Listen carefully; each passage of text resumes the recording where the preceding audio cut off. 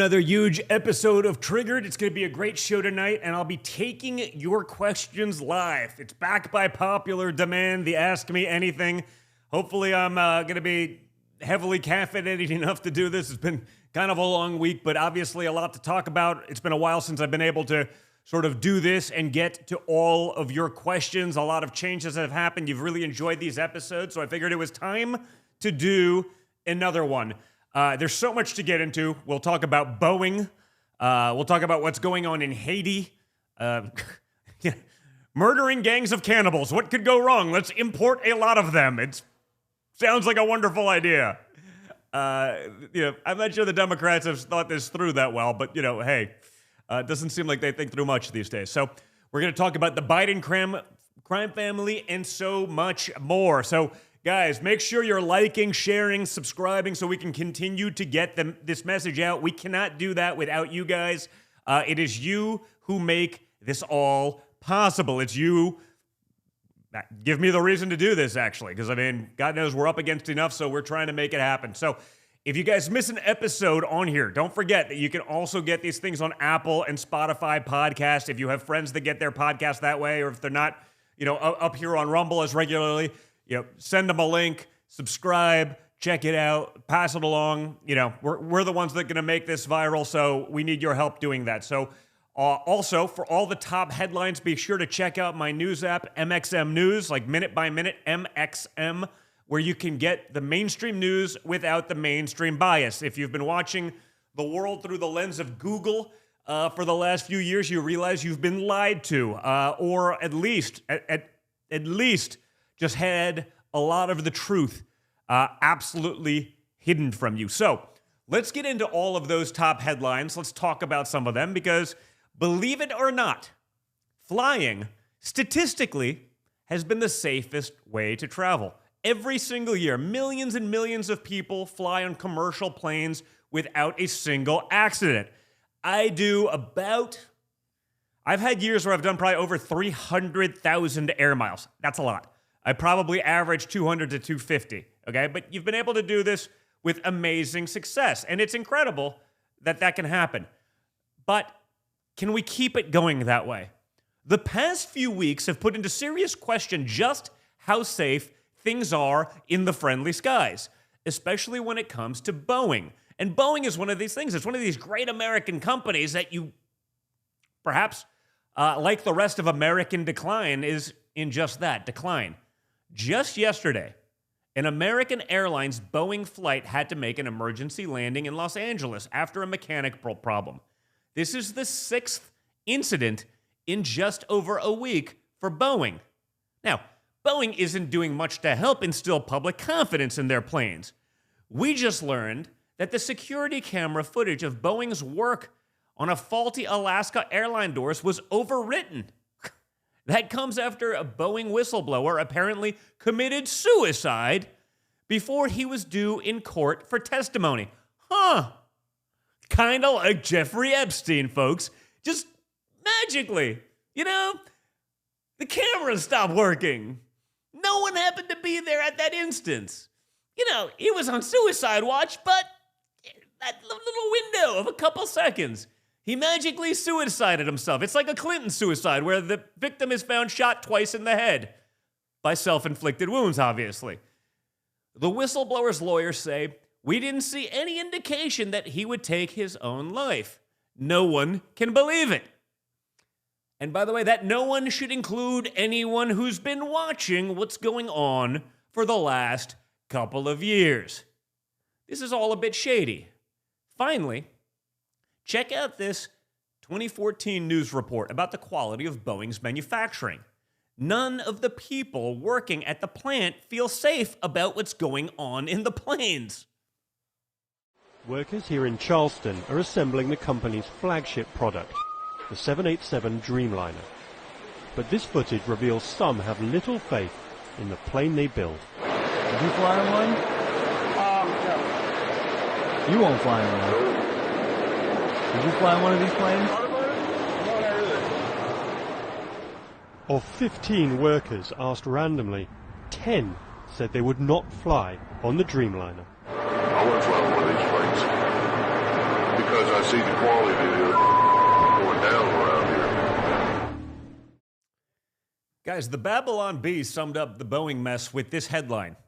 Terrorists decide against hijacking plane after realizing it's a Boeing. Think about that. This would be one of the great American companies. This would have been up there with a Ford or a Chrysler or this. And now wheels are falling off planes, doors are collapsing. The people building the planes say they wouldn't even think about flying on them. This is American decline.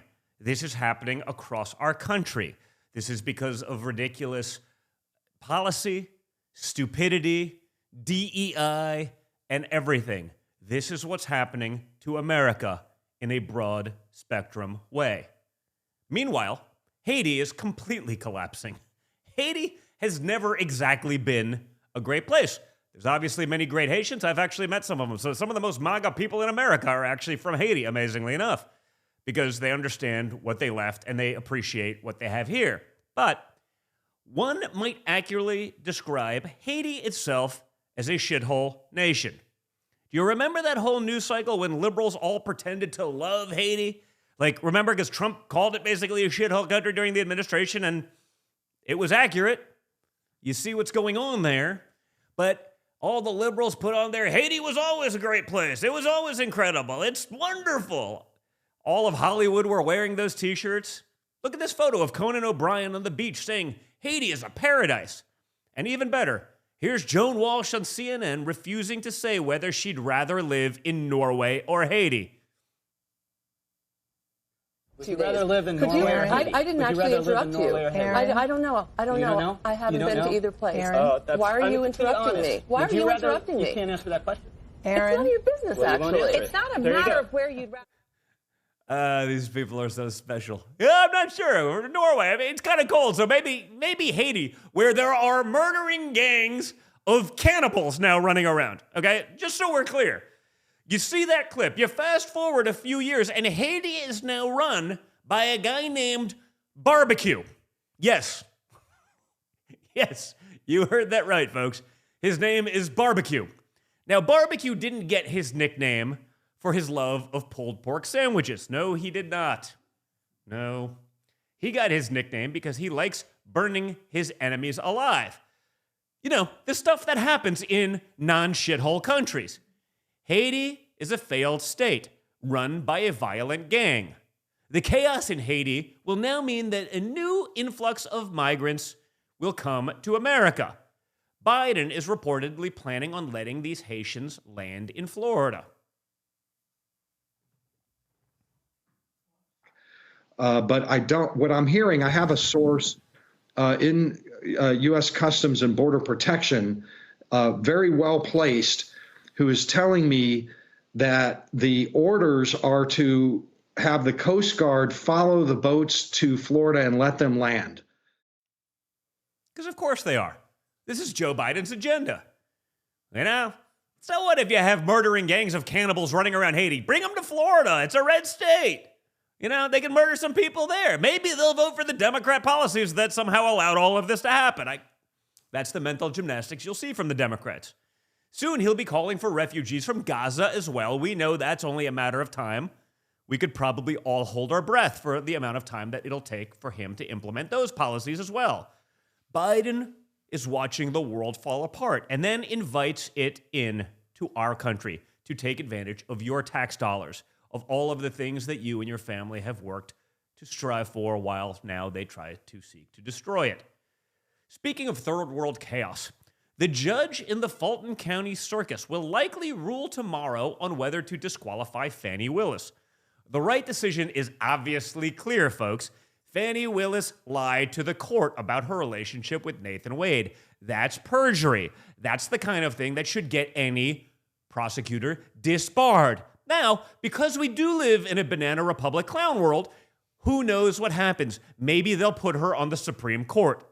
But the reality of her case is it's all falling apart for Fani. This week, the judge dismissed several charges in Fani's bogus RICO case. Even CNN is now admitting that Fani is an embarrassment. And I promise you, it takes a lot for CNN to be that self-aware. screw-ups, frankly, by the DA throughout the history of this case. Going back to the investigative phase, the DA got herself disqualified from a small piece of the case because she created a political conflict of interest. The judge who was overseeing the grand jury removed Fani Willis from the case. We've seen Fani Willis make public statements in the church and elsewhere that have now been called into question that I think violate the ethics of prosecutorial rules. And now we've seen six of the charges thrown out of the case. And unlike the conflict of interest issue, this does go to the charges against. And now, folks, Jim Jordan, the great congressman from Ohio, is telling Fani Willis that she will face contempt of Congress charges if she does not comply with a subpoena. The House Judiciary Committee is investigating Fani Willis for misusing federal funds. The Democrats have set the precedent with Peter Navarro. Peter Navarro will actually be on the show on Monday. Peter Navarro was my father's head of trade policy. He was the biggest China hawk in the White House. He helped implement that, and they are now throwing him in jail starting this coming Tuesday for 5 months because he believed in the constitutional right of executive privilege. Notice how if you're a Trump guy or a conservative, the rules, the norms, hundreds of years of precedent in American, constitutional law, that doesn't apply. We're just going to jail you. The people who scream about fascism are literally jailing their political opponents. So Peter Navarro will be with us on Monday, the day before he's supposed to report to federal prison in Miami. That's going to be an interesting one. It's also going to be a sad one because that's the state of affairs that we have in our country right now. But Fani Willis should go to prison if she ignores the subpoena. That is the precedent that they have set. The difference is Fani Willis doesn't have executive privilege, which is not hers to waive, as it's not Peter's. But again, rules, schmools, If you're doing the bidding of the Democrats, I'm sure they'll figure out a way to make her a hero rather than the zero, which she is shown to be. So it's legitimate that she should go to jail, unlike the fake January 6th committee that we've all seen all the lies about. We've seen the exculpatory evidence released after they've destroyed lives for years. But, again, we live in a banana republic. This is the stuff that happens in Russia that so many in our media like to scream about. But when it's happening right here, right now, in our own backyards, the silence, folks, is deafening. There's also new news out about the Biden crime family. Great reporter John Solomon broke the story that Hunter Biden worked on a Chinese bid to corner the global nuclear energy markets. Okay, just so we're clear, Hunter was doing this while Joe was vice president. We have a crackhead working with China to try to corner the world nuclear energy market. Think about this for a second, folks, right? I'm sure it's totally above board. He's just a business guy.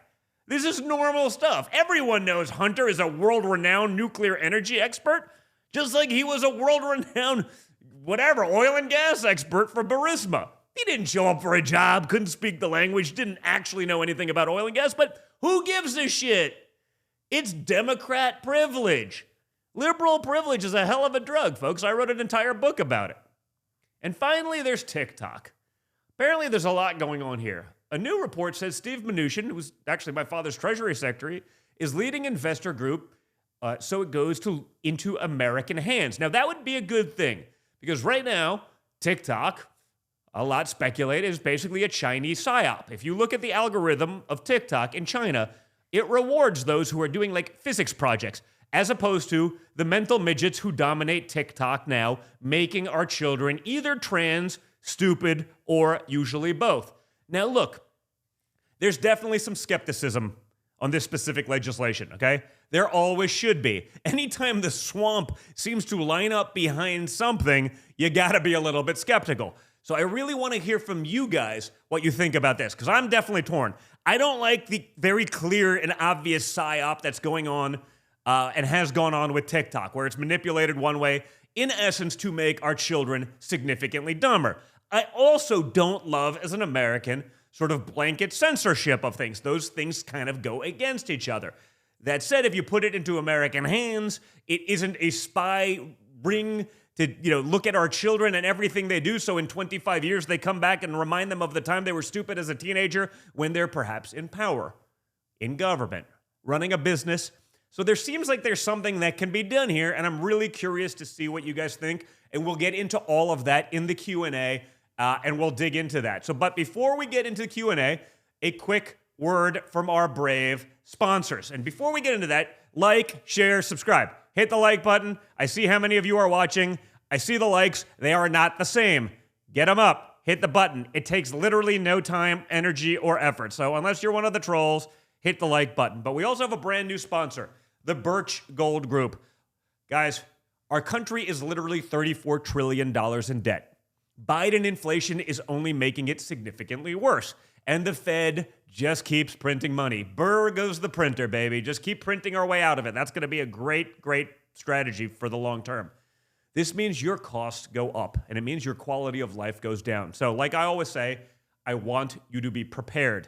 Don't just bury your head in the sand. Actually do something about it. Diversify a portion of your savings into gold with the Birch Gold Group. Gold is your hedge against inflation, and Birch makes it easy to own. They'll take you through the process step by step. Big part of this is educating yourselves. Don't just take my word for it. Learn. Figure it out. They'll take you through it. They'll answer your questions. They'll walk you through it step by step, and they'll help you convert an existing IRA or 401k into an IRA in gold.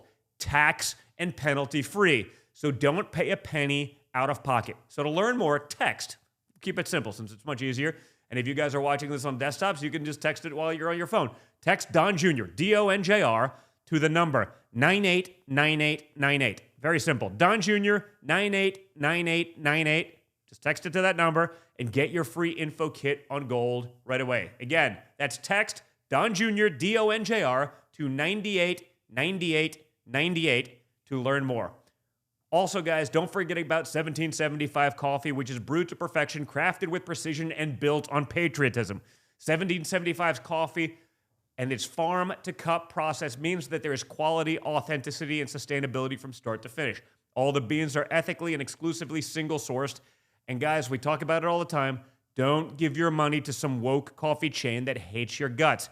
Give it to companies that actually share your values. It's why 1775 Coffee Company is joining forces with Rumble right here to support the causes that matter most. Your purchase helps support veterans' causes, groups fighting to protect the First Amendment, the right to keep and bear arms, and so much more. Go to 1775coffee.com/Don Jr. for 10% off your first order. That's 1775coffee.com/Don Jr. Get 10% off your order. Vote with your wallet and support those companies that support programming like this and honestly have the guts to do so. So, guys, with that, we are going to go to your questions. So I'm going to try to sort through some of these. If we can put it in like the slow mode so I can actually get a chance to read through some of the questions before they scroll out, guys. Let's see. Benjamin 330 says that's his favorite coffee. Good. I'm glad you like it. I've actually really enjoyed it as well. And again, like I said, it takes guts to support this kind of programming. So you got to appreciate that. That's a big deal. Let's see. Okay. The trolls are out today. I like it. Don Jr. for POTUS 2028. Thank you, Benjamin. That's God. Oh, God, please. Guys, how about this? Let's focus on 2024. We'll worry about 2028 later. It's an honor to even be considered. Shit, man. I think I like hunting and fishing too much. But you never know. You never know. Why is Linwood saying not to vote? I don't know. If Linwood's saying not to vote, that makes you an idiot. You got to vote. We got to vote. We got to get our friends to vote. We got to utilize vote by mail. We can't like hope for good weather on election day, guys. You know, every time we do this, it costs us. Right now, we talk about this all the time. This always comes up in the AMAs. We have to fight the game the way the other side is playing. They're in control. They have most of the state legislatures. They obviously have most of government, at least the control and the power. We got to play the game they do. Once we do that, then we can implement common sense policies like, same day voting, paper ballots, voter ID, like all these shocking radical things that you have even in like socialist Europe. But, until we actually win, until we're actually in a position of power to do so, that matters. Travi22, Tucker Carlson's the only person that can be trusted. Well, I hope you can trust me, but Tucker is definitely someone I trust, someone out there who's getting to the bottom of all of this. Had a great dinner with him 10 days ago right here. I think I can say that without betraying any kind of trust, but just a super good guy, super good friend, and a great American. He's also doing a lot of stuff with us, with Public Square. You guys may have seen Public Square. Again, my whole life has really become sort of this patriot economy, trying to fight back against the insanity of what's going on in woke corporate America. Part of that, obviously, there's a political component to all of that as well. So they just had their quarterly earnings report, and they announced that they did a merger with Credova, which is a company that does basically like a buy now, pay later type model for firearms purchases. So you can literally avoid your bank canceling you and tracking those kinds of purchases. So there's sort of a Second Amendment play there. So check that out with Public Square. That acquisition is going to do really well, in my opinion, for their revenue, for a company that we took public on the New York Stock Exchange. So that's about linking like-minded people, patriotic businesses. Obviously now the Second Amendment. So that was kind of a big deal today. Announced, and I think that's going to be honestly really important for the future. So, check out Public Square. They're a sponsor of this show as well. And so, all of that stuff is a really big deal. And that's the game we got to be playing. So we can't just sort of, hey, I hope that Starbucks does the right thing with my money. I promise you, they won't. Find that business on Public Square, support those businesses that have those patriotic values, support those small businesses. That's a really, really big deal, and we got to be doing that. So, you guys like the RNC now? Yeah, I'm hoping those changes. It's a big ship to change, but I know Chris Lasavita's in there also. I know they're in there getting rid of a lot of the stuff that's been there forever, for far too long, that hasn't been effective. I know.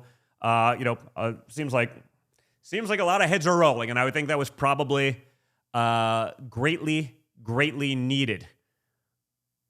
Rockabilly guitar later, Don Jr. and Eric for president.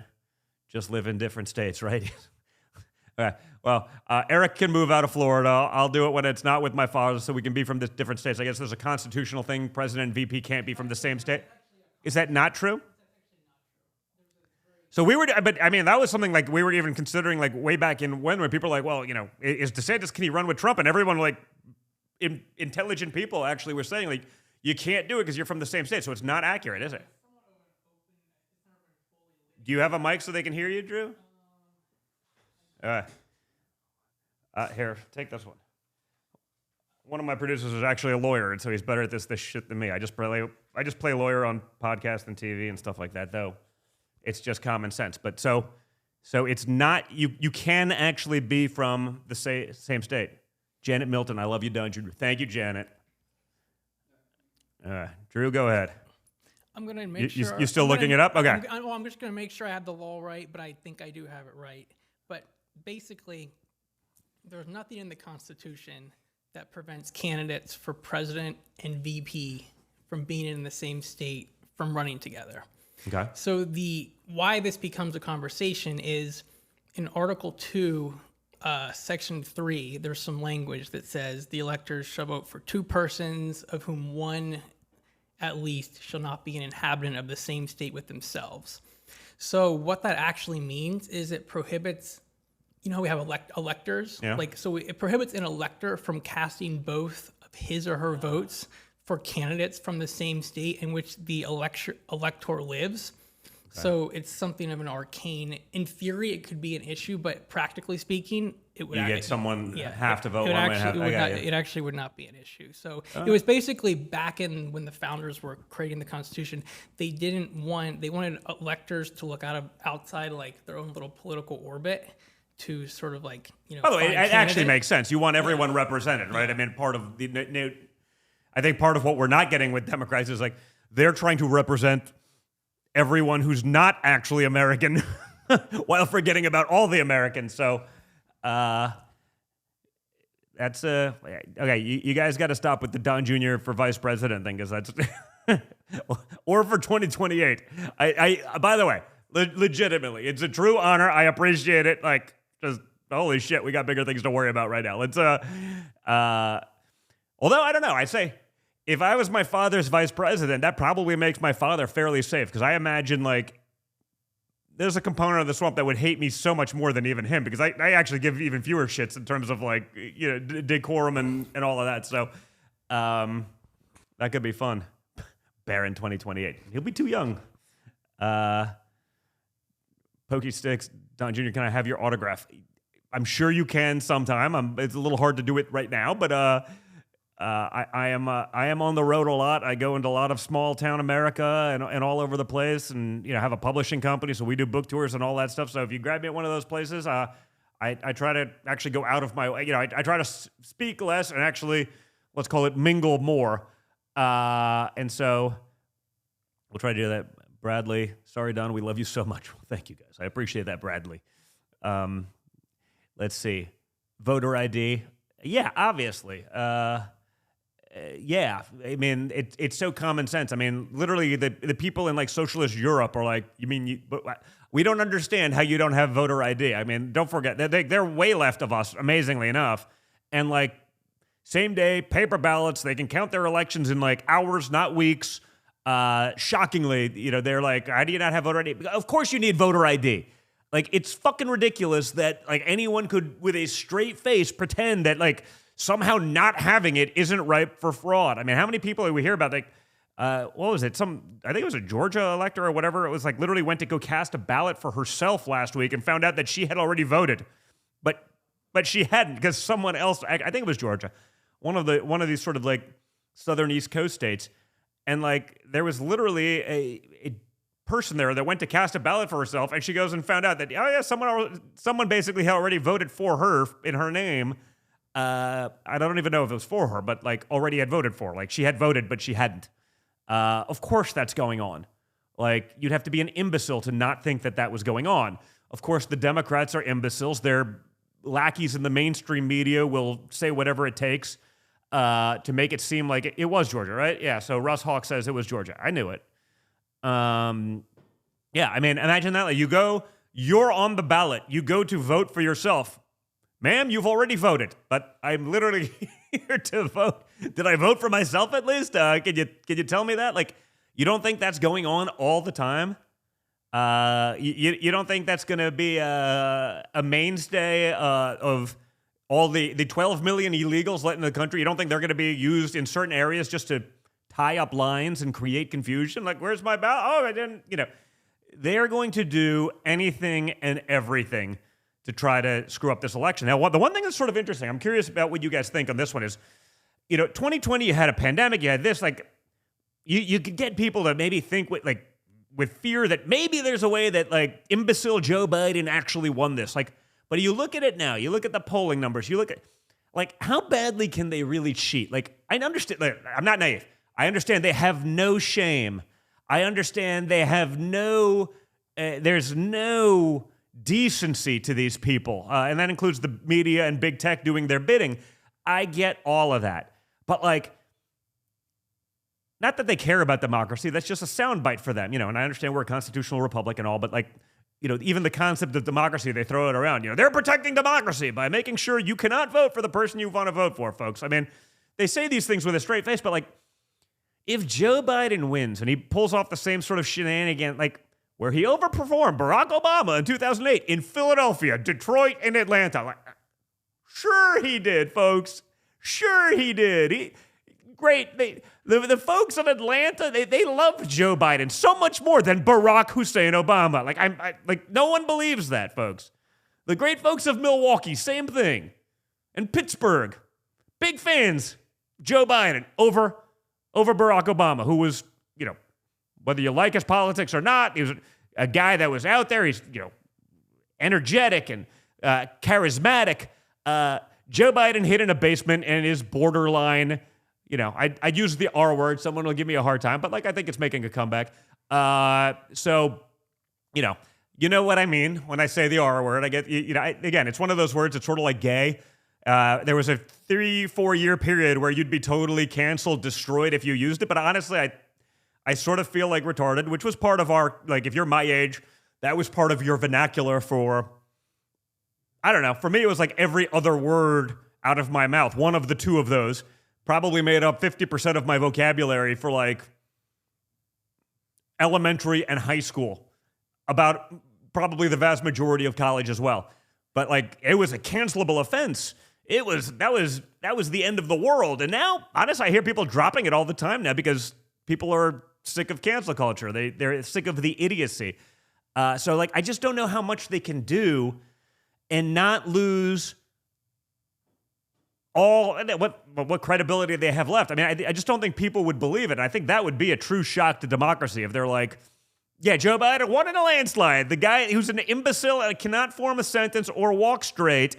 Yeah, the term is cognitively impaired. Thank you, Sonny Alaska. I appreciate that.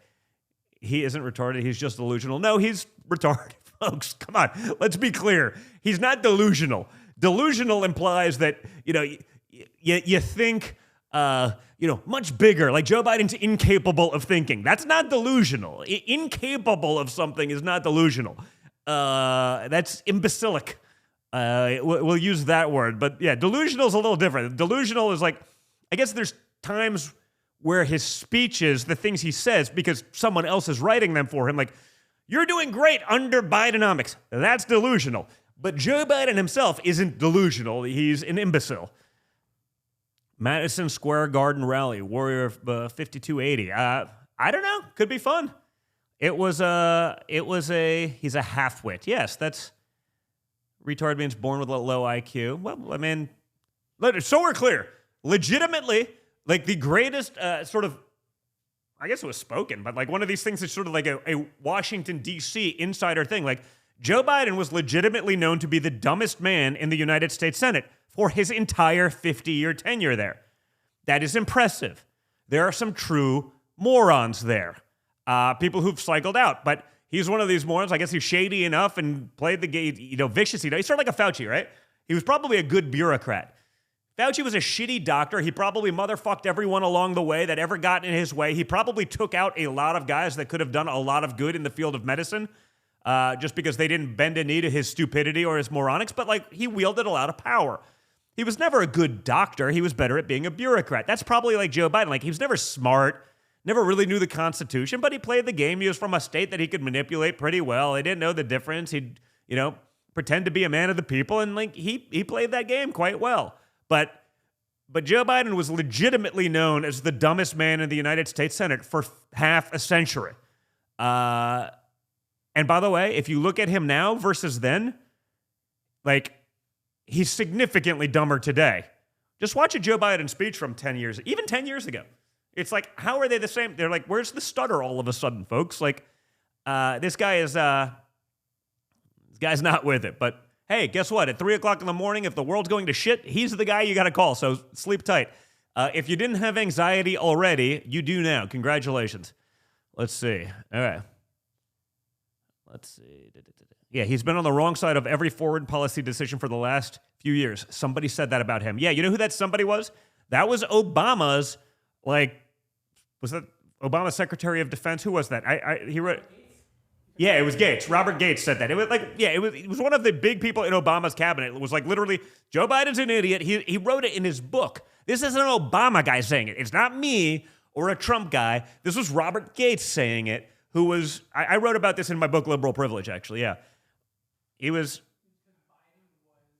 against the surge in Iraq, and then he was also against the Bin Laden raid. He was he was for the surge in and he was against the Bin Laden raid. Yeah, like everything. Everything. And then you have that, you add Afghanistan. I think that book was probably before Afghanistan, but you basically understand that Joe Biden's an idiot. Let's see.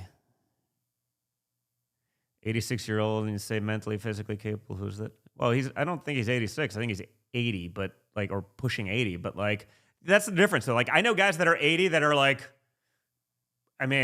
sharp as a tack, man. Just absolute animals. And everyone, and I know guys in their 60s that aren't. That's the reality of aging, man. You can't stop the clock, but man, the clock is faster for some people than others. And, listen, Trump and Biden are not that far apart in age. But if you look at, real age, like mental age, physical age, responsiveness, acuity, like all of it's not even close. They're like, not even close. It's crazy. Your dad is our wartime president. Yeah, because he's the guy that you'd actually want there when it goes to shit.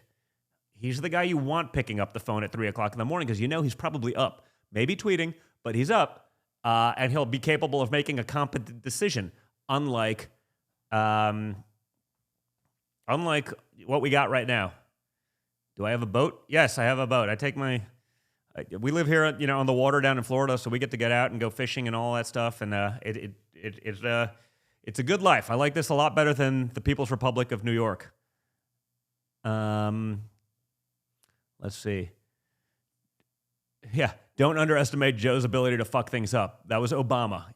You're 100% right. But, again, during COVID, you could manipulate that. You played to the fierce. You had all of mainstream media. No one really knew. It was so early. Like, that's the thing. People always forget about hindsight. They're like, I would have done this. It's like, oh, really, motherfucker? At the time, no one knew anything. They manipulated that fully. Don't kid yourself. They did that fully. But now, without that fear, without the this, that, and the other, it's going to be harder. Seth, you run a fishing charter in Alaska, free fishing trip for you and up to 5 of your boys or girls for halibut. Oh, I love fishing for halibut up there, Seth. I may have to take you up on that, buddy.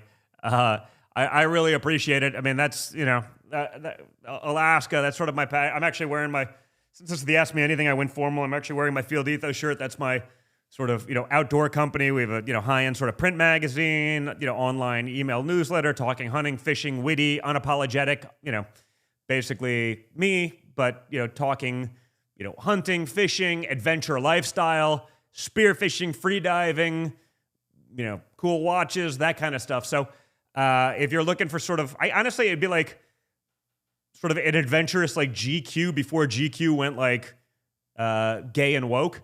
I think I can say that, right? Probably. Why not? Because it's basically fairly accurate.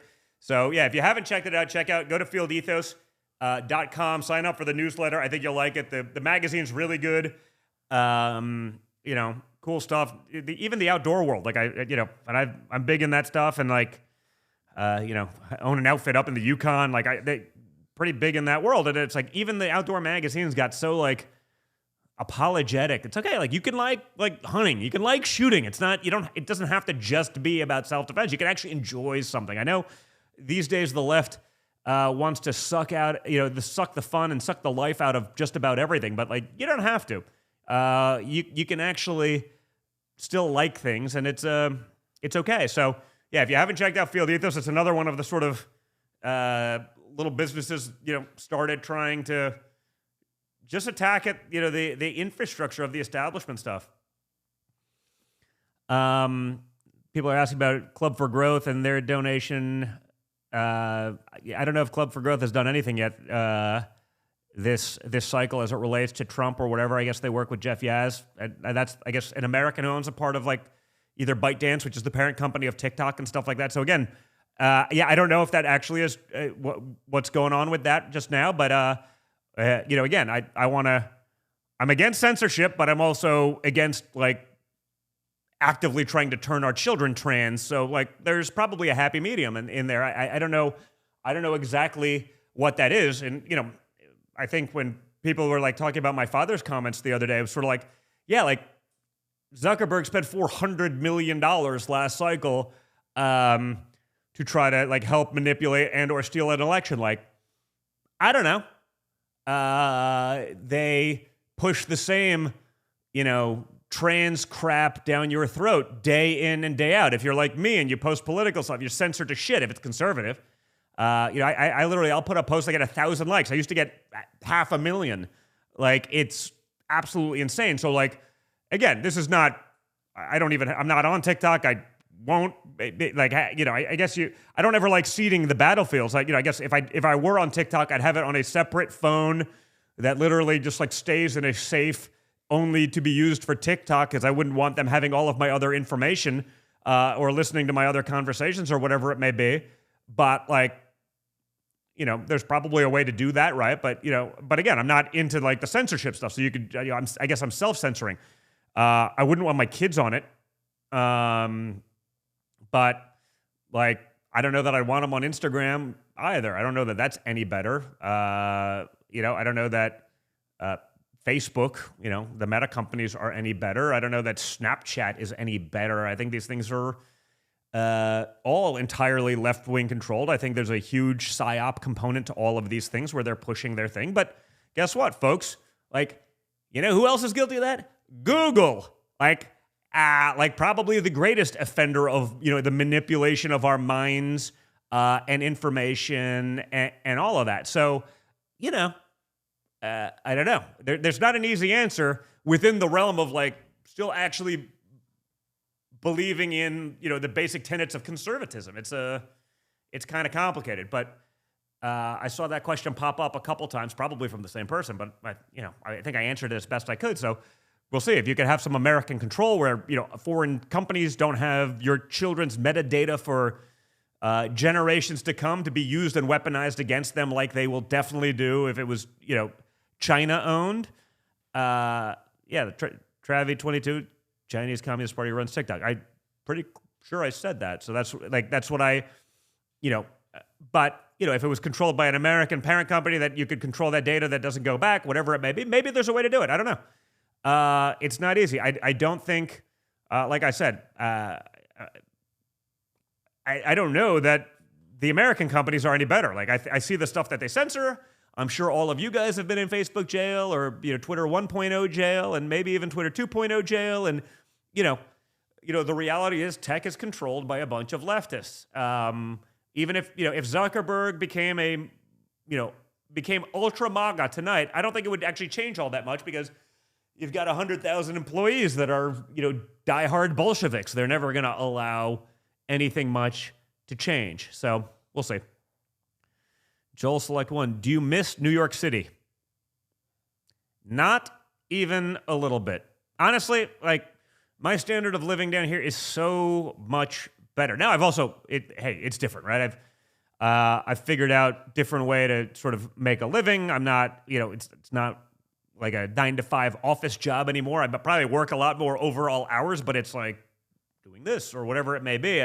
You know, helping, you know, other companies meet other people to be, you know, doing some of these things. But like, it's just nice to live. I see it with my kids all the time. Like, you know, I took my son out to dinner. He was like, "Hey, can we just do like a father-son dinner?" And I'm taking my daughter away this weekend, and like, I try to get as much one-on-one time with 5 kids. It's like if you have them all there at one time, it can be a total disaster. So taking them away individually is sort of good. And my son was like that, and like, you know, 15 people coming up to me in the restaurant, giving me high fives and taking selfies, and we're sitting there like he's like, "Oh, like this is so different than New York, where, you know."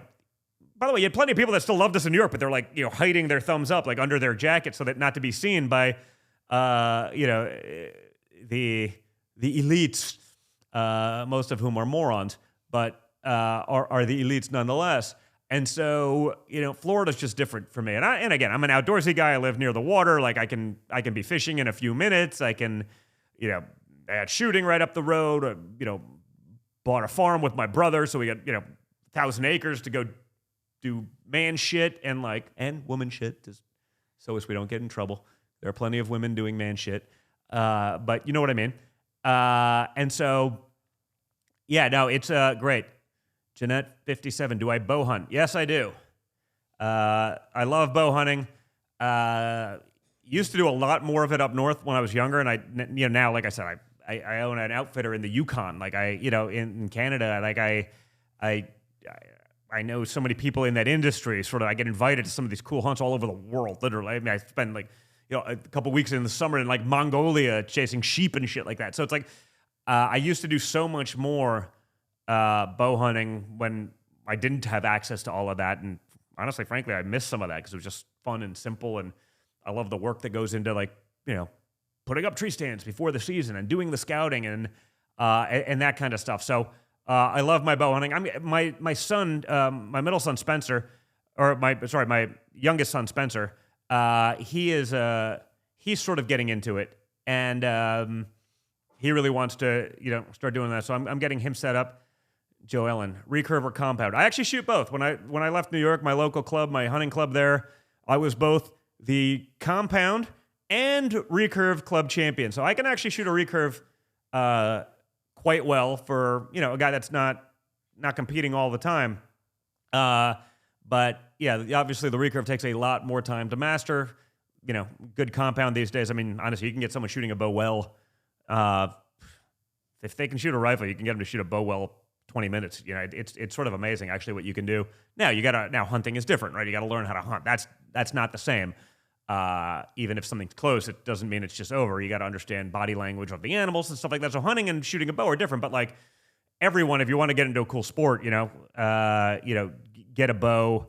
I mean, Whitfield Ethos, we're working with PSE right now. They've got some great stuff coming out. John Dudley is one of, great shooters and coaches, good buddy of mine. He does a lot of stuff. And so, just, follow those guys, check them out. Like, it's actually one of those things that seems really intimidating. And a lot of the archery shops around there's some good pros in there, get you set up. And it's actually a really fun, like, family thing that you can do. And honestly, a lot of people can just do it in their backyard.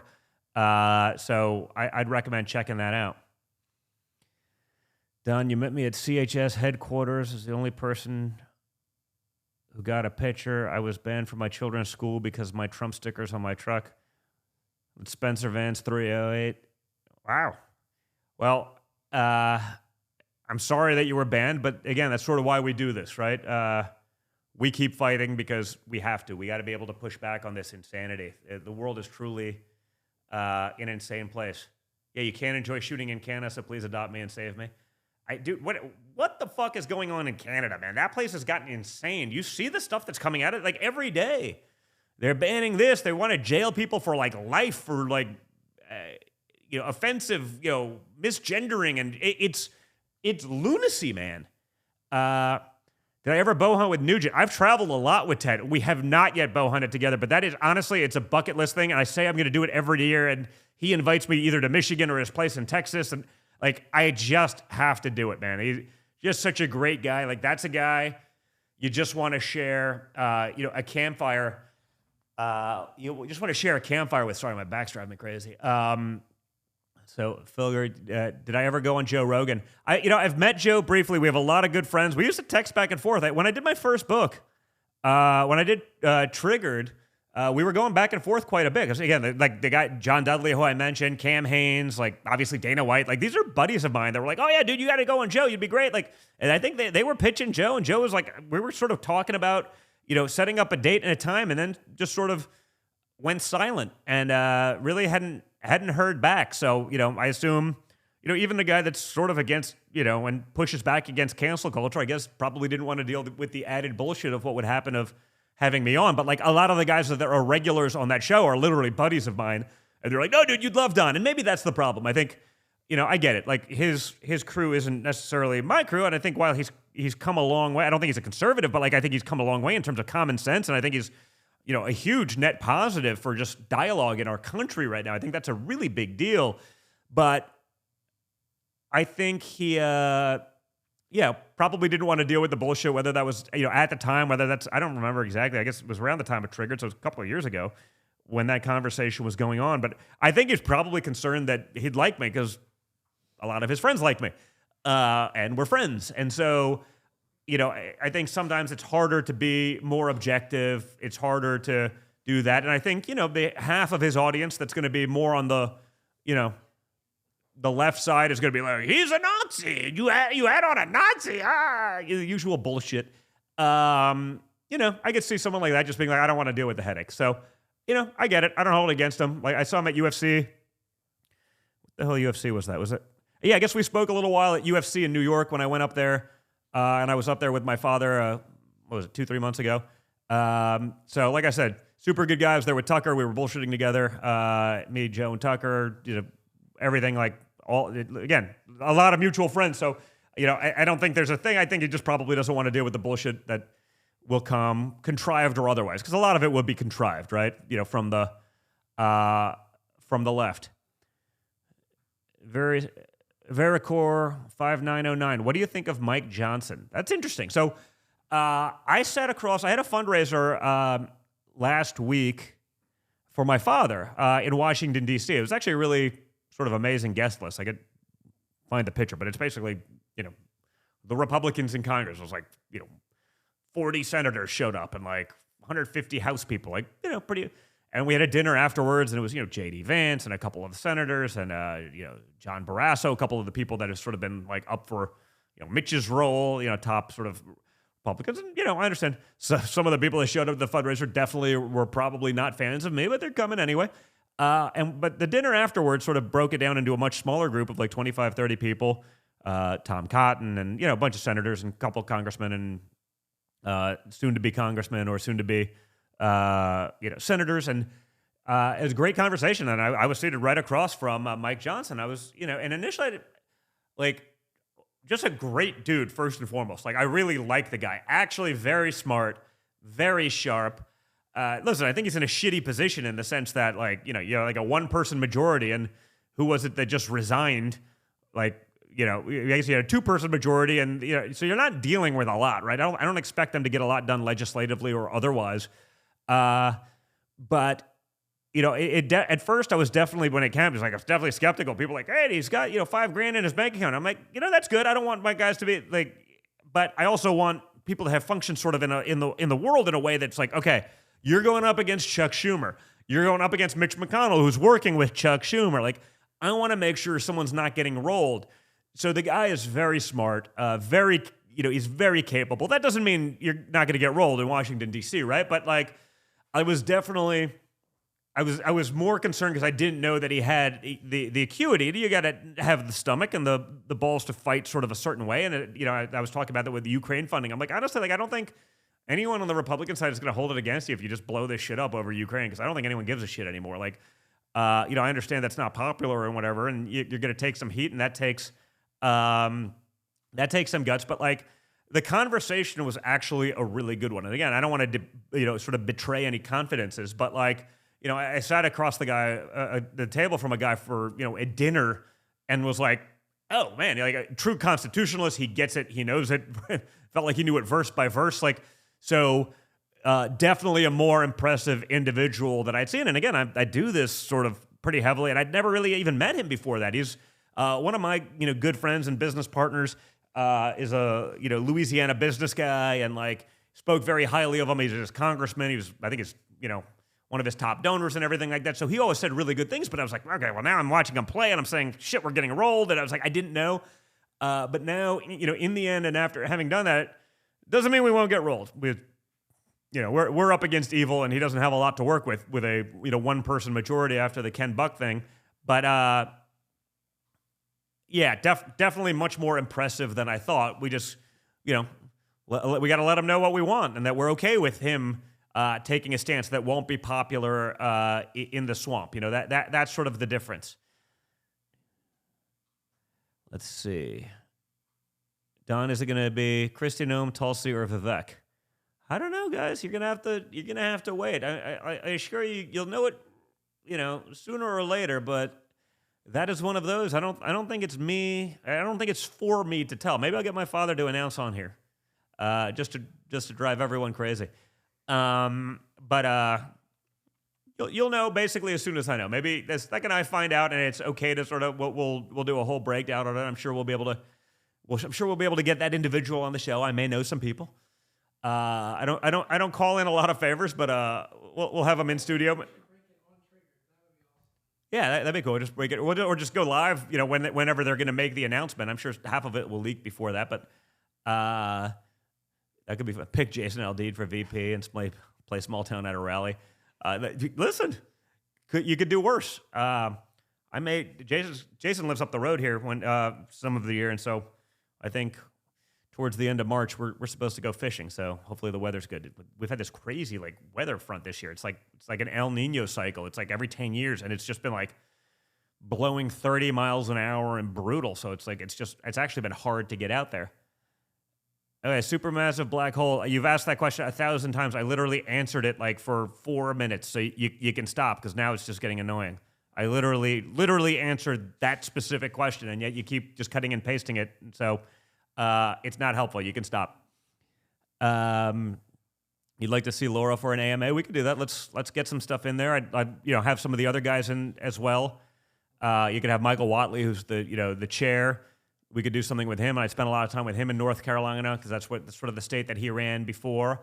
I could also have some of the guys who are going in and Chris LaCivita. He's sort of, I guess, maybe doing some of the henchman duties.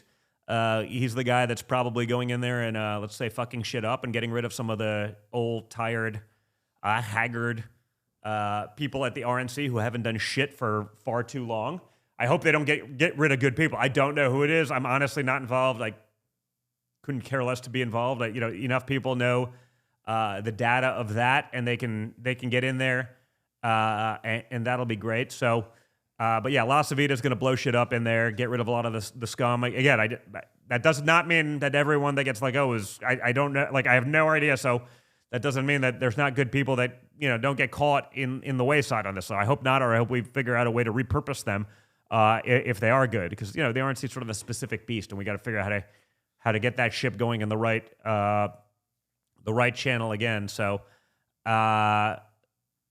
the RNC was infiltrated badly. I don't know if it's infiltrated, but I think you just have people that lazy, incompetent, or establishment, right? They're like, oh, they don't agree with Trump policy. It's like, they work pretty well, but that doesn't matter.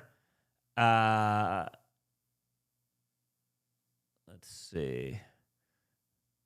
Bust up some shit. Yeah, we are. You're going to donate again now. That's good. Do you think that we see your dad and Joe China debate?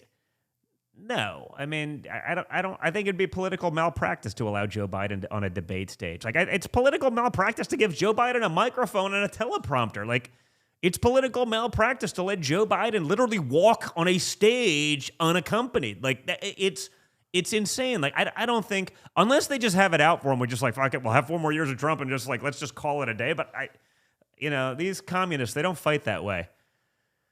They don't fight that way. So, I just think they hide him in a basement like they have forever, and we'll go from there. I think we're on live on Locals as well, right?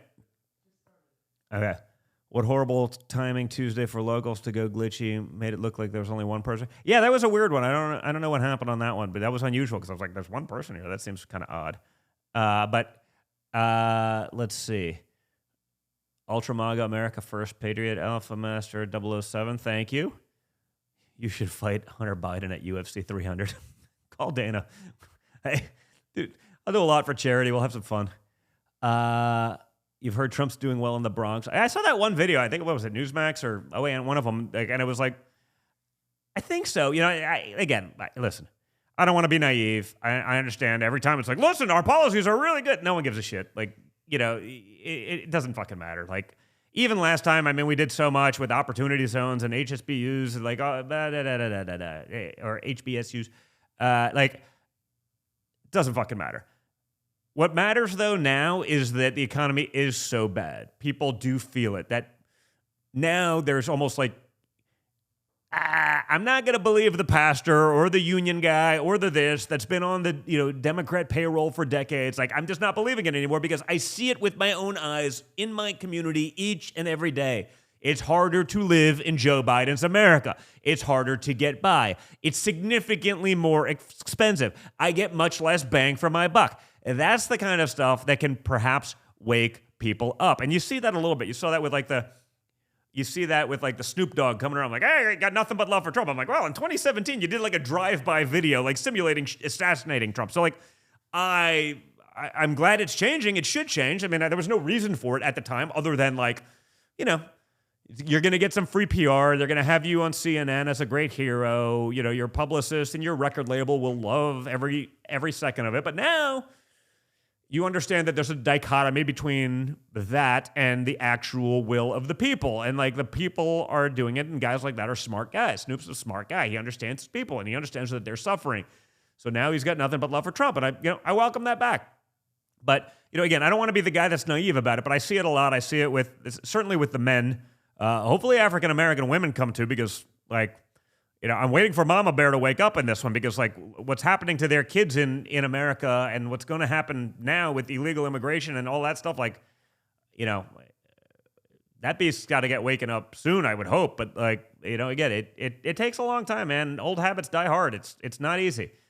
It should be easy, but it's not. And then, especially when it's local news and the local paper and the local pastor and the local unions and they're all, they're on the payroll of the Democrat Party. They're doing great at that level, at the top.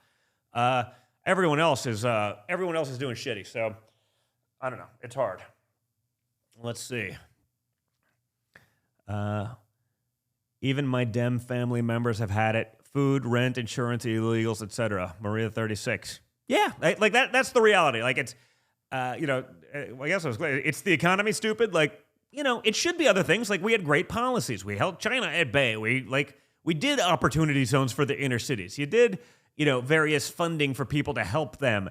You had the tariffs that kept that at bay. You had a strong economy. You had low unemployment. You had record low unemployment for the lowest income earners. That's a big deal.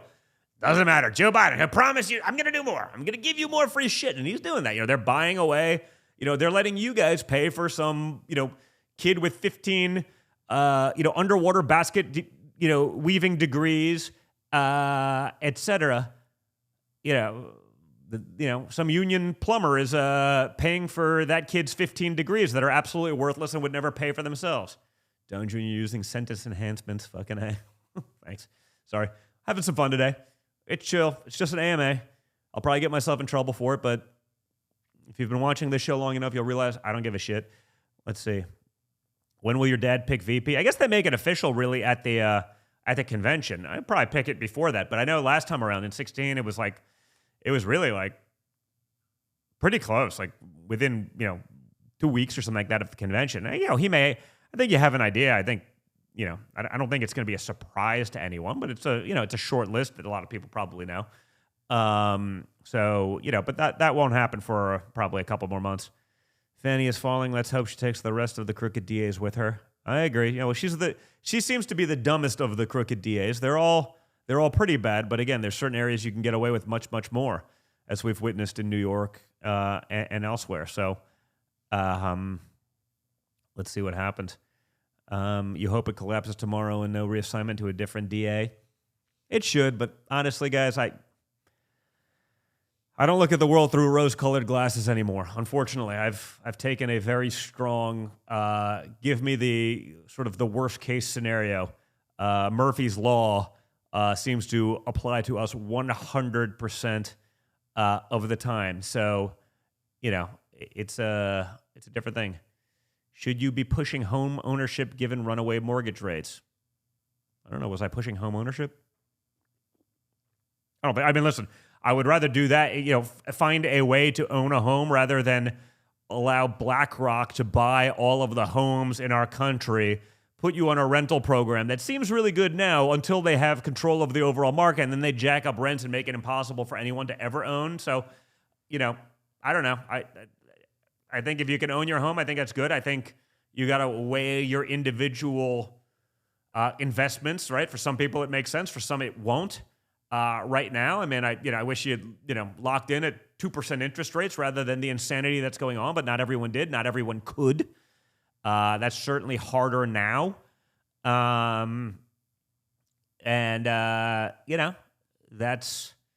That's where we're at. If you can do it, if you own a home right now, I think it's wonderful. If you have low interest rates that you've locked in for a long period of time, I think that's an awesome place to be, because I don't think rents are going down, folks, either. Like, that ain't happening. Maybe they'll do something temporary to make it seem like it's a great bid. But once all these sort of globalist companies that are buying up all the housing stock all over the place, once they own that shit and they own the majority of it, good luck. You think rents are going to be cheap? Nothing's going to be cheap, and I think that's very much on purpose. Well, Larry Fink, yeah, that's what I'm talking about, BlackRock and all of that. So, what do I think of Bitcoin? I saw that one a second ago. Listen, crazy rally. I'm a fan of cryptocurrency. I don't have much of it myself, really. I just, I've never made a lot of money investing in shit that I know nothing about. Like, you know, and candidly between real estate and like, I'm a real estate guy, right? That's what I did for forever. Like I do better. I've invested in oil and gas. I've invested in this. I've invested in that. I do best in the shit that I know. So I've always done better in real estate than I have in other things because I just understand it. I intuitively see it. I've bought things on paper without even seeing it just because I understand the market. And it's like that knowledge is sort of important. It's like when we were talking about Birch Gold earlier in the segment, it was like, learn, educate yourself. Like, I make the best decisions when I'm actually educated, not when I'm just listening to someone else. I've actually lost my ass usually when I'm listening to someone else tell me something. So learn about it, educate yourself. You can, one of our sponsors, Birch Gold, just text Don Jr., DONJR, to 989898. Very simple. 98 times 3, right? 989898. Text Don Jr. there.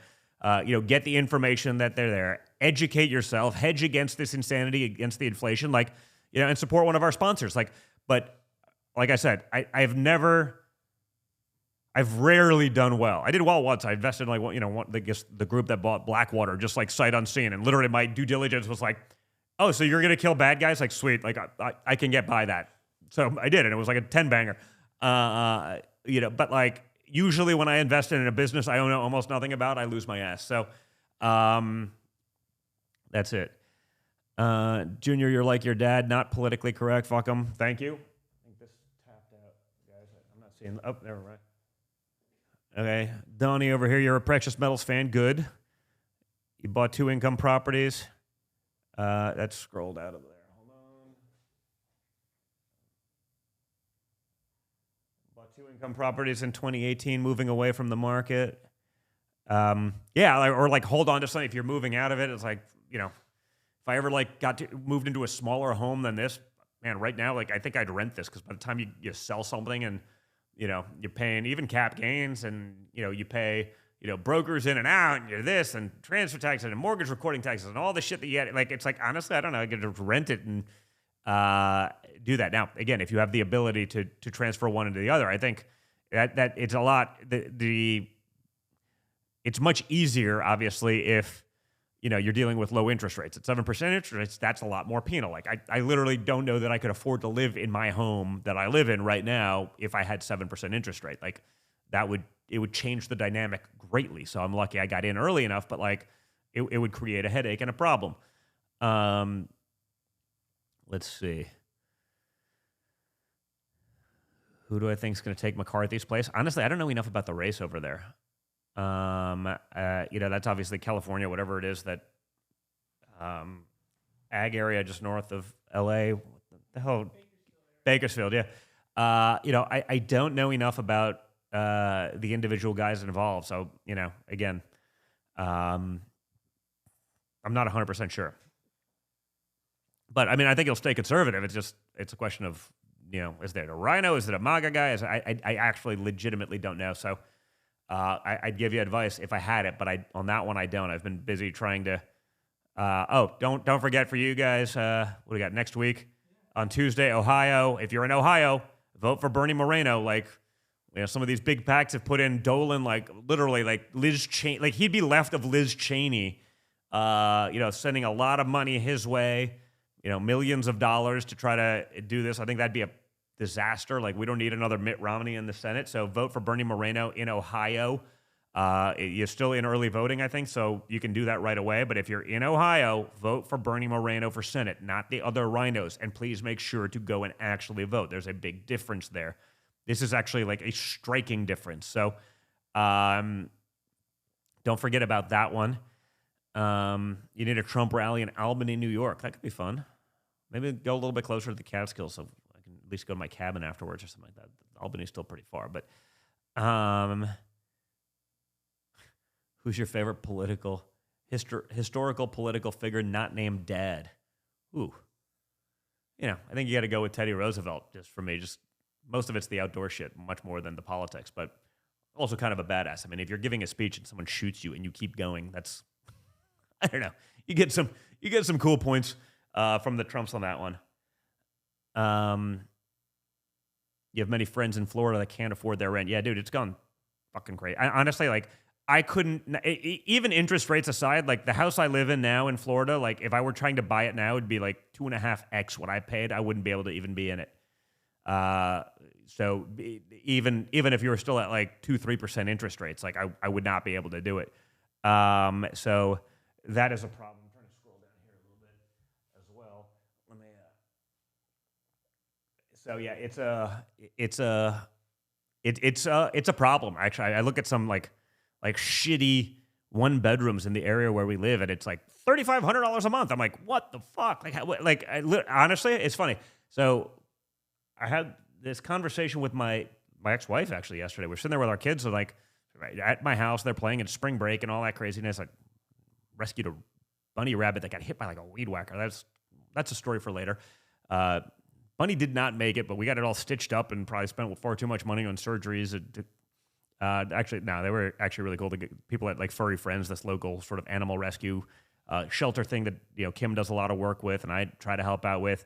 I mean, they had a doctor sew up this little rabbit. Just little thing, a baby bunny, just cut up, I guess, by weed whackers under a rock. And like I just saw, like I'm pretty perceptive on probably all my hunting. I just saw something that just didn't fit, and I just pulled this thing out. He's all cut up, and I was like, rescued it. We ran it to the thing. He got it stitched up and put it under and put it in an incubator. And we're nursing it back to health. It looked like it was doing well, and then like literally at like 10:30, right before bedtime, the little bunny just died. I was like, ugh.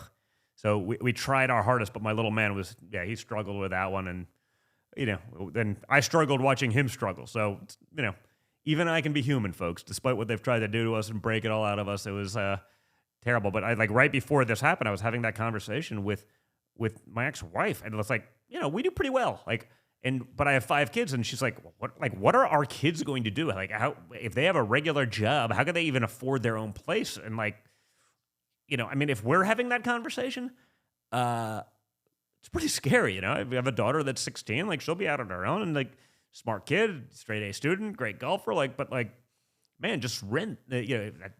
If you get your own place, and you can have roommates and stuff, but that's a bigger place, and so you're sharing some of the things, and there's some efficiencies, but like $3,500 a month for a kid coming out of college with no experience, and like just for rent, before taxes and yada yada yada.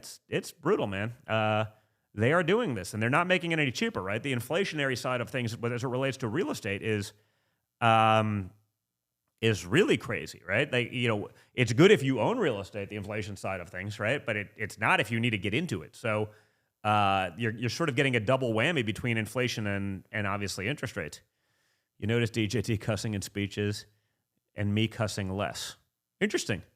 I sort of feel like I curse more, but maybe I guess less is relative. Because as I said, I don't really give a shit, but like, but it is funny. Like, there's sort of a time and a place. There's sort of, some of the more evangelical places that you're speaking. I'm like, and then you gotta just pull it back a notch or two. It's sort of funny, but I mean, I don't know. I curse. For me, it's like a form of punctuation. I think we had a great conversation with Raheem Kassam, on here about that, because he drops, he's British, he drops the C word and all these things that are even far from me, obviously. And it's like, no, it's just a form of expression. It's punctuation. It's this. And apparently people who curse have higher IQs, which is interesting. I don't know if that's actually real or if it's just convenient, but he tells me it's real, so I'll believe him. But, it is funny, though. In some of the places I'll do something, and even something rather benign, and, oh my God, I can't believe it. I'm like, listen, man, like, if you have a problem with me saying shit in a speech, like, we got bigger problems. Like, we're in a fucking war for our civilization. If that's the thing that gets your panties up in a bunch, like, you're going to be the first asshole shipped to the gulags. Like, sorry, I'm sure you're a great human being, but it's that great human being that's been totally naive to what's been going on around you for probably decades while these fucking vultures eat you alive. Like, that's a problem. Wake up. Stop sweating the small stuff. Start fighting the big game.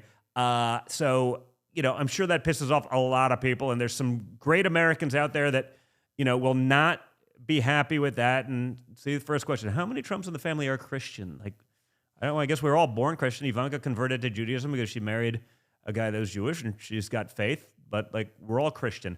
But,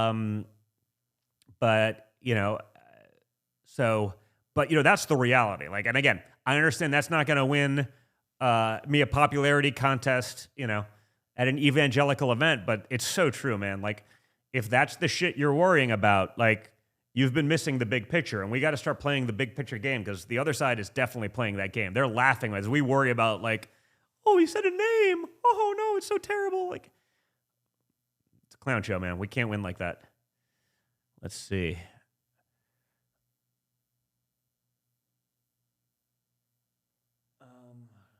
Let's see. People are too touchy. That's true. Okay, that's a long one. Can you remind your dad about Judy Shelton? I'll check that one out later, Judy. I don't know anything about it.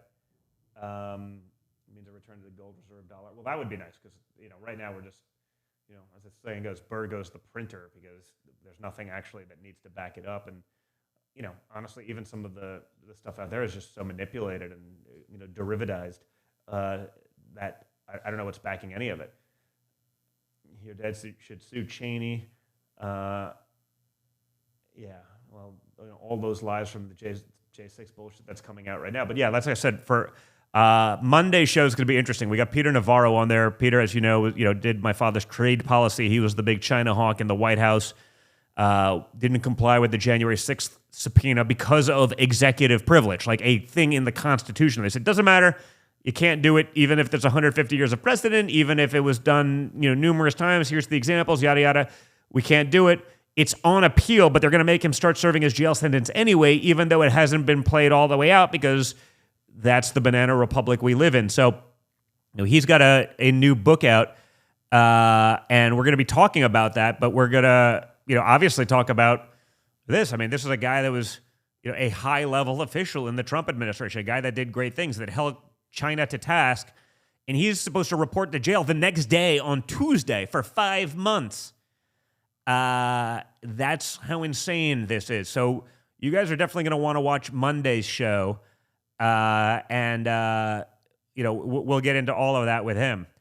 Thoughts on Victor David Hansen? He's been on the show. Victor's brilliant. Like, we should have him back on with some of this stuff going on right now because that guy gets it. He understands. That's a different kind of show. That's one of the ones where I'm like, okay, I'm going to stop dropping F-bombs and just, ask hopefully some reasonably intelligent questions and just let him do his thing. Because, I'm a lot more sort of basal response kind of guy. That guy's, very cerebral in the details. And, Hunter did the same thing, kind of. He eventually went back in. He tried gaming it and, he had no idea. He was high and drunk when he was saying these things about China and taking millions. He feels terrible, I'm sure, but he's not going to give any other money back. That's different. The grandchildren, the Biden grandchildren, got millions from China, but who cares? It's total normal. They are wonderful 4-year-old international business people. It's amazing, guys. It's amazing. It's truly impressive. Well, the economy is bad, and they keep saying inflation is low. I mean, it's so great. Well, they say, no, it's low. Oh, it came down. It was insane. Now it's just a little bit less than insane, and so they're trying to give them credit for that. So it's crazy. Still at work because rent's over $2,000 a month in a studio. Yeah, exactly. It's crazy. Yeah, the bunny, that thing was a rough one. The bunny was a rough one. I mean, I could show you guys a picture, but I mean, this thing was literally this big, And I'm an outdoors guy. I've never actually seen too many. It's like you don't really often see baby squirrels. You don't see baby bunnies.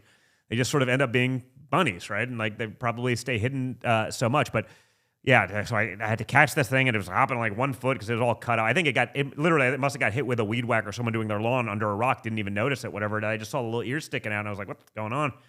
Pulled it out, and I mean, we literally did a best case effort. And like I said, the people here down in Jupiter at Furry Friends. Literally, their vet came in and, literally spent an hour sewing up this bunny and trying to get it right and literally put it under, is sort of a whole procedure. But we made 1 billion% best efforts to salvage the bunny. And it looked like it was doing good. It was at home for hours and it was actually started eating a little bit. And then we just looked and it just wasn't moving. I'm like, oh shit, let's get the kid to bed. And of course, he comes over to say goodnight to the bunny rather than just going to bed, and that was it. So we had a beautiful bunny funeral this morning, and of course, the people at Furry Friends were so upset, and so we told them the story, and then they're like, "Hey, well, just yesterday, someone left a baby bunny at our doorstep," and so now my son is the proud new owner of another baby bunny because we can't say no. So now we have 7 dogs and a bunny and a saltwater fish tank and a freshwater fish tank. The freshwater fish tank came because one of the kids won a goldfish at the local fair a couple of months ago. But then it was lonely, so Kim goes all out and like gets a whole tank set up. So we literally have a freshwater tank, a saltwater tank, and we have a koi pond because one of the fish got so big in the regular fish tank that it wasn't enough that she literally dug up and created a koi pond in the backyard. So we have more pets than any human being in the world right now. They are cute little bastards, and we always seem to get stuck with the ones that no one else wants.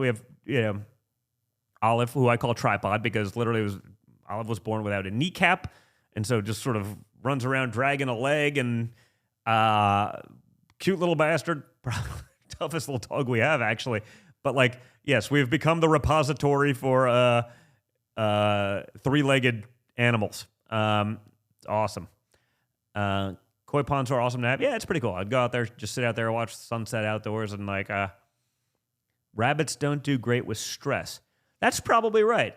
Rebrand yourself at the Trump Zoo. Yeah, no, like my house is like a giant wee-wee pad at this point. Like that is basically what it is. They're all small dogs, so that at least a little bit more doable. And I have friends that have like big dogs. I have, buddies in the teams.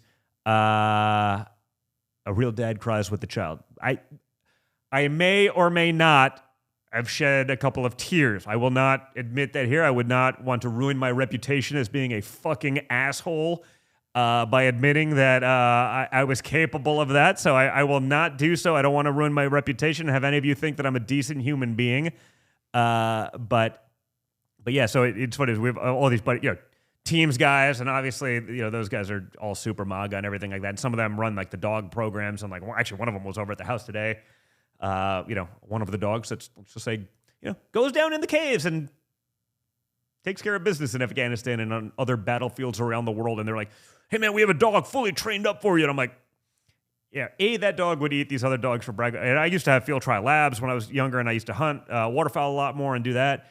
So I understand what it takes to actually deal with a big, well-trained dog and stuff like that. And it's amazing. My problem is I'm on the road 200 days a year, and I was just like, I can't do it. That would be really cool to have if I ever slow down and am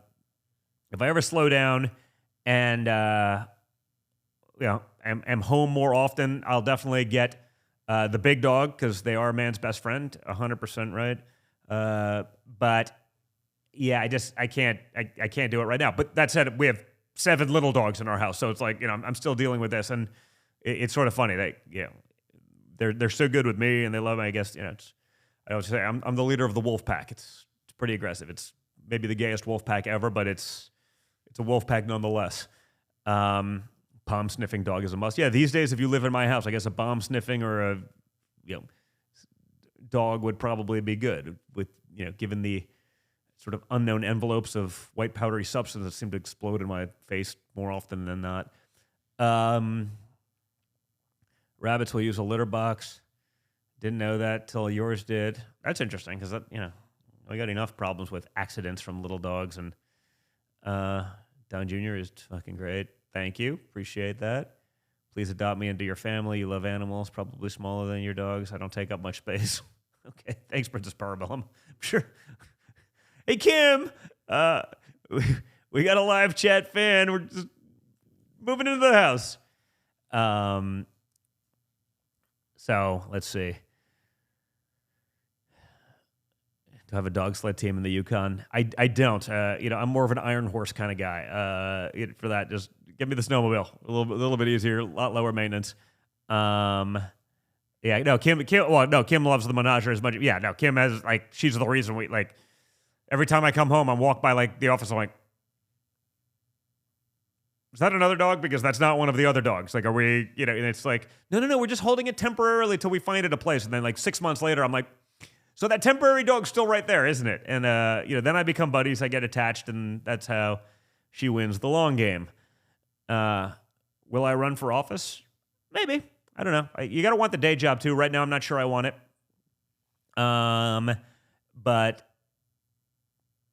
you see what's going on around the world right now, and you say, hey, you may not have a choice. Someone who's just willing to fight. Like, we just need more of those people. There's so many just weak pussies that run in Republican politics. They're just so afraid of everything that I'm like, I don't know.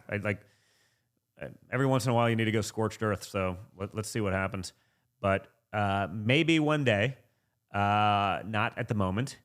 I hate to disappoint all of you guys that keep saying Trump Jr. 2024, Trump Jr. 2024. That probably not going to happen. Lemonade says, the Horny podcast I was on was cool. Love the incognito clothes. Well, thank you. Does anyone give a shit about clothes actually for the podcast? Like, I guess when I have guests on and they're congressmen or senators or whatever it is, I put on a dress shirt just to not look like a slob. But for the AM, I figured I'd just do the t-shirt. It's a little bit more comfortable for me. I'm literally wearing pants and flip-flops because I'm actually just sort of a low-key guy for the most part. So I tend to underdress rather than overdress. But so let's see what happens. Pasta or potatoes? Ooh.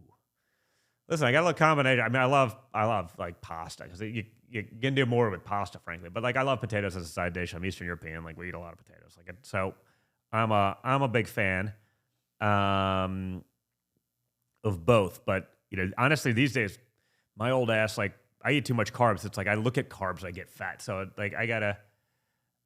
Do I even lift, bro? Not as much as I should. These days, it's been pretty rough. I'm definitely in a weaker. I'm definitely weaker than I probably normally am, just because with primaries I've been on the road a lot. Not as much as I like. You look great, Mr. Trump. Thank you. I appreciate that. I'm actually probably at the age also where there's only so much you can do at this point. I don't want to I'm not one of these guys just I don't know. Just try to be strong enough to kick ass, take care of yourself and your family, and it's good enough for me. So I'm pretty consistent. I'm going to try to get to the gym 4 or 5 times a week, but it's just not as good as when I did sort of much more physical hobbies but I sort of had to triage so many of the things I used to do, whether it was whitewater kayaking or rock climbing or mountain biking or these guys. It's I just, you throw 5 kids into the mix, you have the passion things that you're into, the fishing, hunting, shooting, and all that stuff. And I was let's just, if I can get into the gym for an hour, 90 minutes a day, whatever it is, and try to do that. I just do that, Let's see.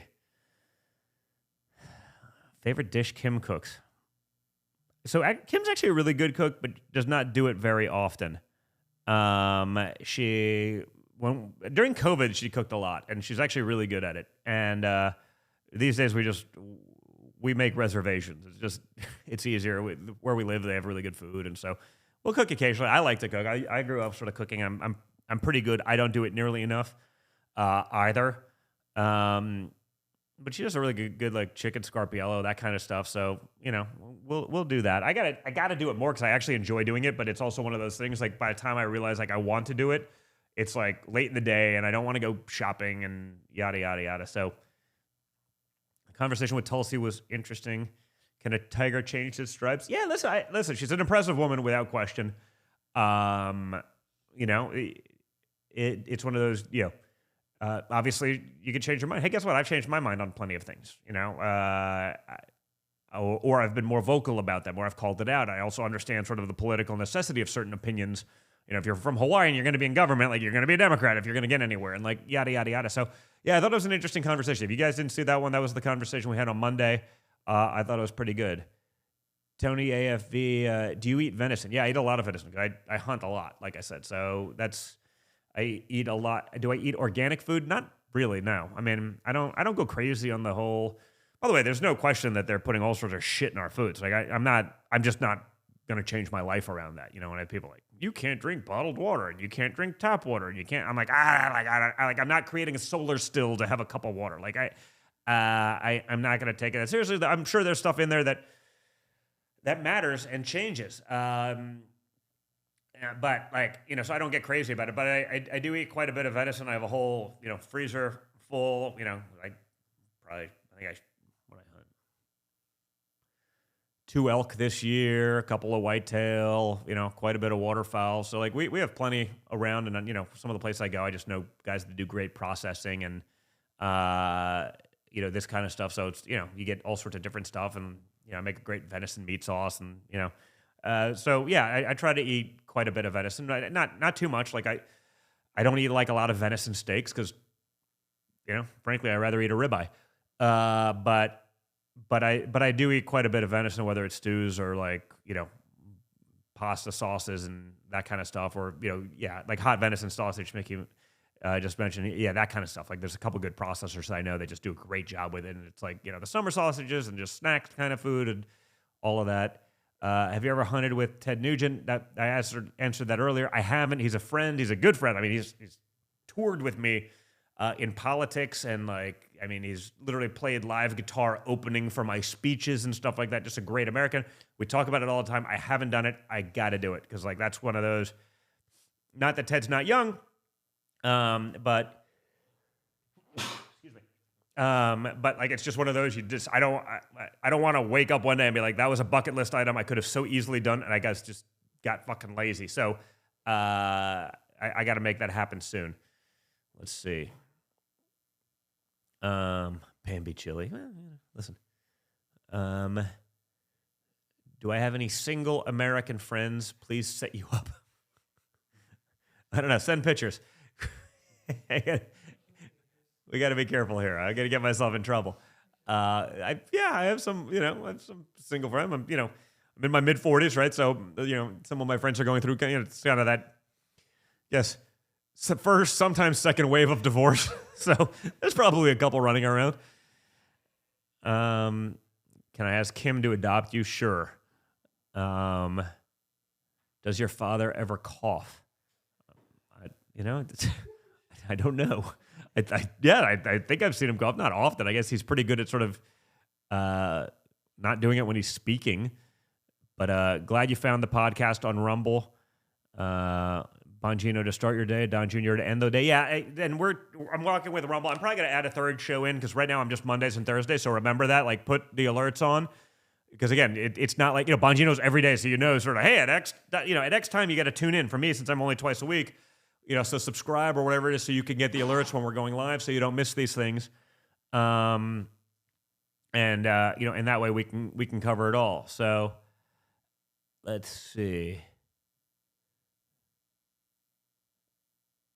Thoughts on Mark Robinson? I like Mark. Again, I know there's people, I don't know, he's too bombastic, he's too that. Man, we need that right now. I think, he was going to win the North Carolina primary, and I think, the Democrats probably funding that because, they want to believe that they can beat him or whatever it is. I was with him a couple of weeks ago in where the hell was I? I don't know. I did a whole North Carolina tour. And I was, he's a fun guy. I was in a hunting duck camp with him last year. So yeah, good guy, funny guy, not afraid to say what he's thinking, which I think we need more of. So I actually hope he wins that. That could be fun. Could we hear about your movie picks? What does that mean? All time? I guess I watched this last time I was in the movie theater was the second Top Gun movie last year, just because I was like, okay, I'll support that. That's about it. The rest of it, I don't really give any money to Hollywood anymore. I just don't feel the need, the desire, and frankly, I think most of the shit they're churning out is garbage anyway. So it's not worth it. But my all-time favorite movies, original Top Gun was. I think I used to be able to do that movie. You could put it on mute, and I could literally just. I knew it by heart, including probably the music simultaneously. It was pretty impressive. But no, I like some of the, Legends of the Fall is one of the great movies of all time. Last of the Mohicans, that kind of stuff. So sort of maybe, I guess Legends of the Fall I probably think of as that's when I should have actually been born. That would have been a cool time to be alive for a guy like me. Those would be. I like the John Wick movies. Yeah, that's a. Good series. I know the guys. I know the guys. Taron who trained John Wick. Who trained Keanu Reeves for the movie part and the shooting stuff. So some of that stuff's good. Yeah, High Plains Drifter. So yeah, some of the old Clint Eastwood spaghetti westerns. Those were great. I like those. Those are a lot of the things you watch with my dad. And then some of the cheesy 80 movies. Bloodsport, Kickboxer. Those were great. And so yeah, I think. I think most of the stuff they produce these days is shit. So I don't know. Let's see. Trying to get back on locals. It's not following. So let's see. It's ridiculous trying to find a decent car under $15K for kids. Yeah, tell me about it. I bought a pickup truck. No, I got a nice one, but I was like, I couldn't believe like what happened. Like last time I bought a pickup truck, like a decent one was like $40K, and now it's like shit, almost triple that for double that certainly. But let's see. The war for survival, that's for sure. In my early 50s, suburban mom. Don't care about language. Good. Yeah, because honestly, it feels like the suburban housewives of America are like, that's the biggest threat to reality in America right now. Like so out of touch where like just, their social currency, like being woke is so much more important than reality. And these are the people that are the most basic, like there's no real diversity, but they post their black squares and they talk about it and they scream about it. And like the biggest accessory in the world is not a Birkin bag anymore, folks. It's a trans child. Those people are insane. And so it's interesting. Like we're winning over, black men and Hispanics across the board, and you lost the liberal white females because they're fucking insane these days. So we'll see. You get a Duramax? No, I got a TRX, which, honestly, it's the first time I've driven decent cars. I've never bought myself like a nice car. I had a Yukon before that, which is a nice car by most standards, but like I'm not the guy driving Ferraris, like, Rolls Royce. I don't do that shit. And my kids are like, oh, you got to get a sports car or this. They, two of my kids are like super into like just cars and whatever it is. And I was like, I just no interest, whatever it may be. I need a truck because I'm always doing outdoor stuff or I'm always carrying guns and, going to the range or hunting or fishing. And I was like, I need a pickup truck. So my son's just like, you're getting the TRX. And I was like looking it up and the TRX is fucking badass. That thing is so fast. It just sounds awesome. It handles well. It's beautiful inside. It feels like a sports car inside. It's a 700 horsepower pickup truck. I mean, it's pretty badass. So, yeah, I'm a big fan. I like it a lot. It's probably the coolest car I've ever owned. And it's, the first time I splurged a little bit in the car department. For me, cars were always like, I like them, but like, it was always like a way to just get somewhere. Yeah, so it's pretty sweet. Do I like the new Bronco? Yeah, the Bronco seems pretty cool. I think they're pretty sweet. But, I have my old, 1970 Toyota FJ. That's also pretty cool, but sort of inconvenient, right? It's a badass in theory, and I love that there's no computer systems to get hacked or anything like that. But like manual transmission, basically no firewall. It's hot. It's this. Living in Florida, it's brutal. But it'll always turn on, and they can't just shut it down. So it's it's pretty cool. Let's see. Oh, wow. It's already 7:40. Well, let's see, guys. Okay, remember, on Monday, we got Peter Navarro, okay? He's literally reporting to federal prison on Tuesday for 5 months because of the sham January 6th non-select bullshit committee. Despite all the lies we know about that now, like, that's actually happening. So Peter is literally coming on here, and he'll be on with us the day before he goes to prison. He also has a new book about the policies going forward. I mean, he's more concerned about the policies going forward and, like, winning than he is even about himself. Like, that's a guy, we need more of those guys. So don't forget to check that out because that's going to be a really, really important interview. Like, share, subscribe. If you guys like the Ask Me Anything, hit the like button here. If I see that it does better than other shows, I'll do more of them. That's how it sort of works. You guys are doing my polling for me. Share it with your friends so that they see this. Let them know that you can also get it on Spotify or iTunes podcast. If you guys are on Spotify or iTunes podcast as well, subscribe so that you see it, so that, we get some traction. So that's how the algorithm works. That's how we win. And don't forget to check out our great sponsors. Go to 1775coffee.com/Don Jr., DONJR for 10% off your first order. Great company. Also, protect yourself against Biden inflation with the Birch Gold Group. Learn more. Educate yourself. What we're talking about, right? I don't want you making investments that you don't understand. Educate yourself. That's like basic common sense and reasoning. That's what you do. Text Don Jr., DONJR, to the number 989898. Okay? You can get your free info on gold kit. So that's Don Jr., DONJR to 989898, one of our great sponsors. Thank you so much, guys, for being here. I will see you on Monday with Peter Navarro the day before he reports to prison. Really big deal, really important show.